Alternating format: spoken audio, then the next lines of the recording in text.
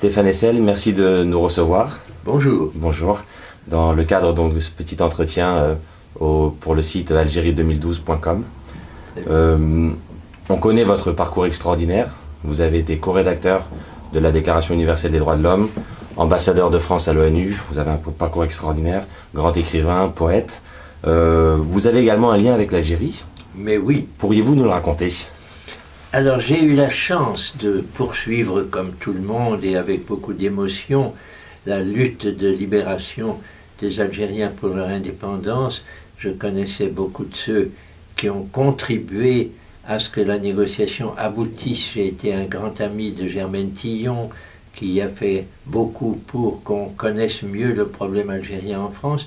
Et puis il se trouve que 2 ans après l'indépendance, en 1964, j'ai obtenu le poste de ministre conseiller à l'ambassade de France à Alger, chargé de la coopération culturelle, technique et administrative. Ce qui veut dire que pendant les 5 années que j'ai passées dans le cadre de l'ambassade de France à Alger, de 1964 à 1969, j'ai bien connu les problèmes de l'Algérie, de cette jeune république qui a commencé par avoir Ahmed Ben Bella comme président, puis très vite après, il s'est effacé, enfin il a été écarté, et nous avons eu un nouveau président, en la personne de M. Boumedienne.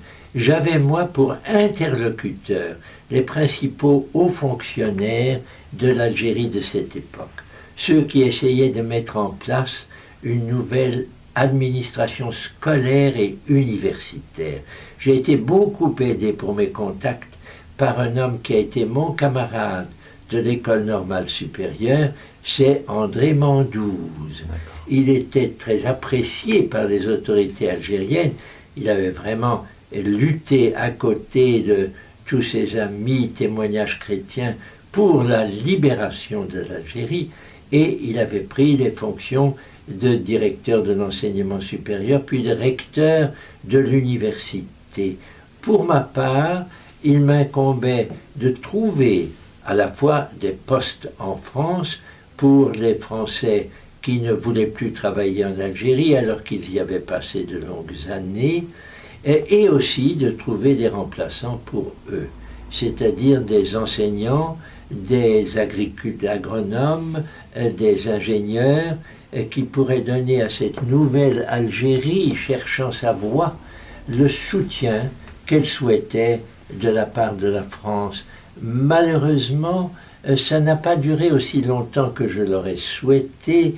Le gouvernement algérien tenait à diversifier ses interlocuteurs, ce que je comprends parfaitement, mais il a attribué un rôle peut-être excessif, d'une part à l'Union soviétique, qui était évidemment un partenaire politique important, puisque le FLN se comportait un peu comme un parti unique, et s'intéressait donc à la façon dont l'Union soviétique avait été gérée.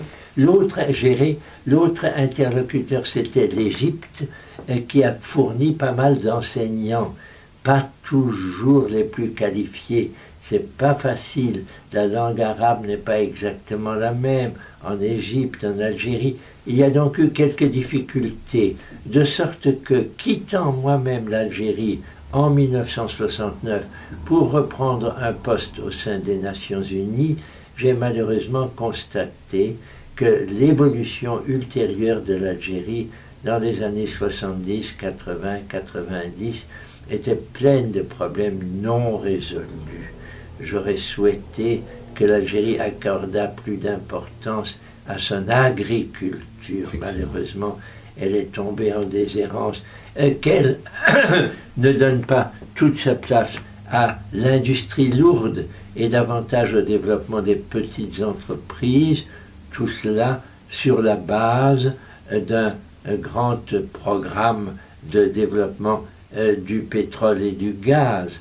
Alors, c'est un peu tout cela qui fait qu'aujourd'hui, en regardant l'évolution de l'Algérie à travers les crises successives qui l'ont marquée, j'espère vivement qu'une relation, au moment du cinquantenaire, s'approfondira de nouveau avec la France.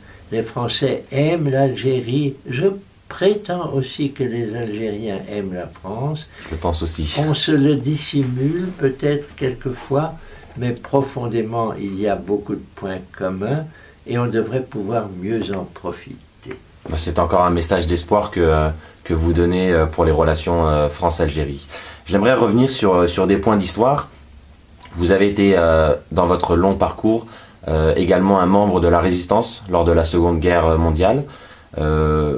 Lorsque le 8 mai 1945 sonne la fin de la Seconde Guerre mondiale, en Algérie, dans la région de Sétif, se passe un certain nombre de massacres, d'horreurs. Comment avez-vous vécu cela en tant que patriote français ayant tout fait pour libérer son pays? À vrai dire, je rentrais au mois de mai 1945 de 10 années de déportation en Allemagne et je m'intéressais surtout, je vous l'avoue, au mouvement par lequel naissaient les Nations Unies. Et j'ai très vite été recruté par le secrétaire général des Nations Unies.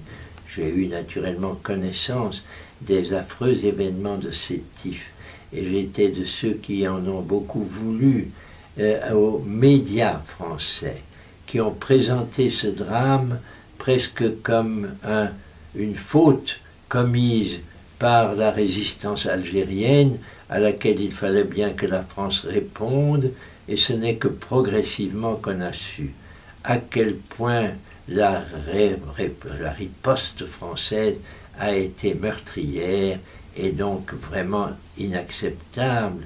On peut penser qu'il y a eu là les prémices de ce qui devait venir par la suite. Exactement. La révolte algérienne contre la colonisation française. Et donc les Nations Unies dans lesquelles j'ai travaillé ont été un des éléments de progression de la décolonisation. C'est l'effet, notamment de la Déclaration universelle, dans son préambule, qui indique que tous les peuples ont droit à un État et que les pays qui ont encore des responsabilités coloniales doivent les mener vers l'indépendance.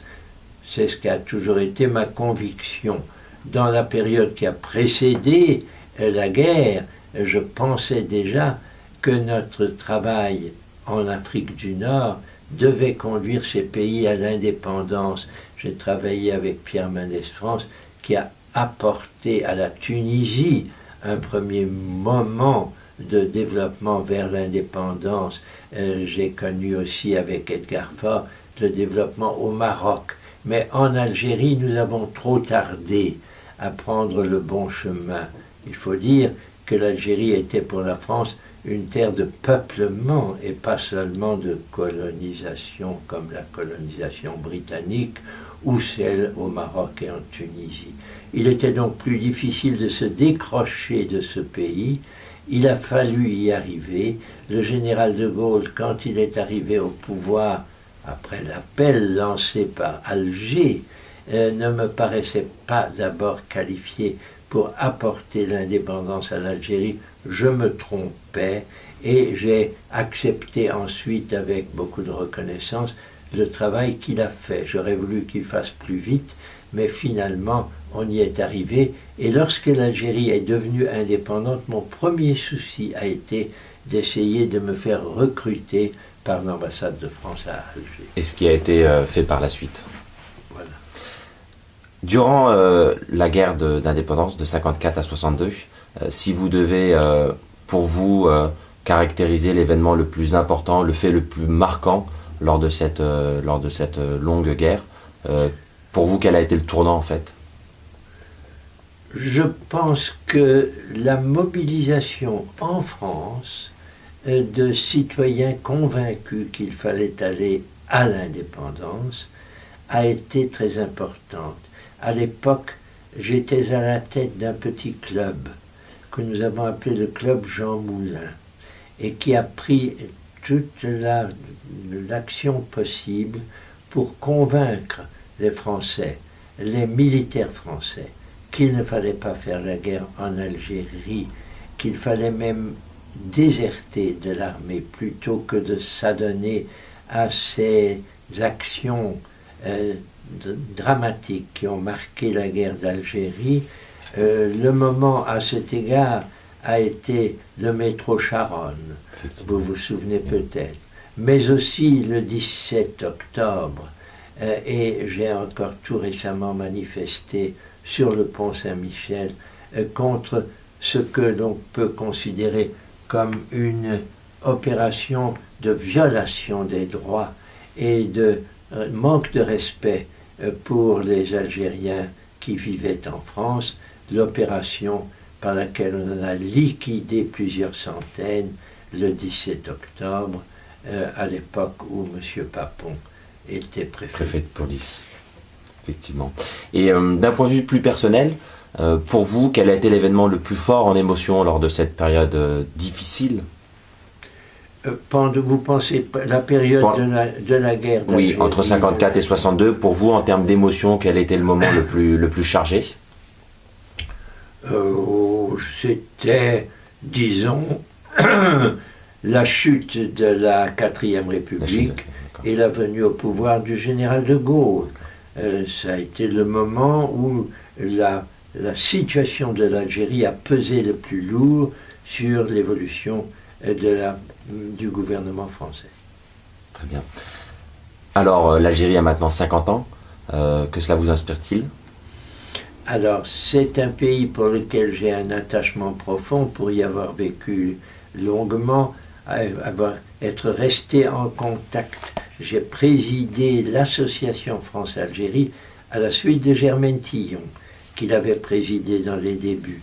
J'ai repris après elle.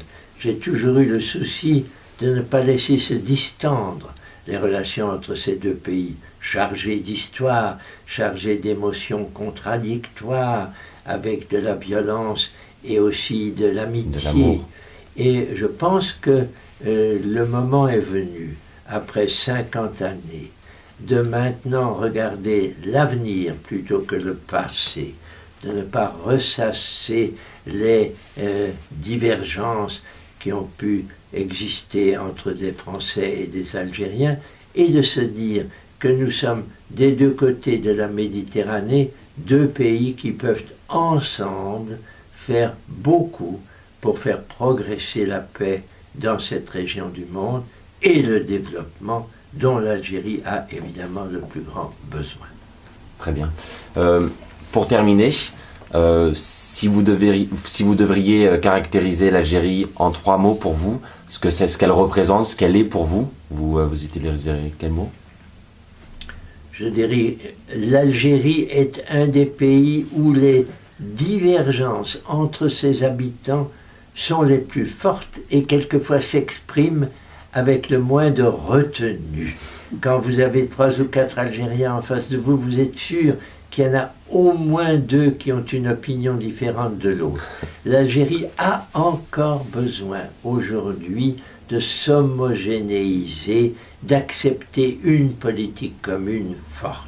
En même temps, l'Algérie est de tous les pays d'Afrique du Nord celui qui a les plus formidables ressources, des ressources culturelles et pas seulement des ressources matérielles, et des ressources spirituelles, des Algériens qui ont contribué à la connaissance du monde, et cela, c'est quelque chose qu'il ne faut en aucun cas oublier. Nous vous remercions infiniment, Stéphane Hessel. Merci à vous.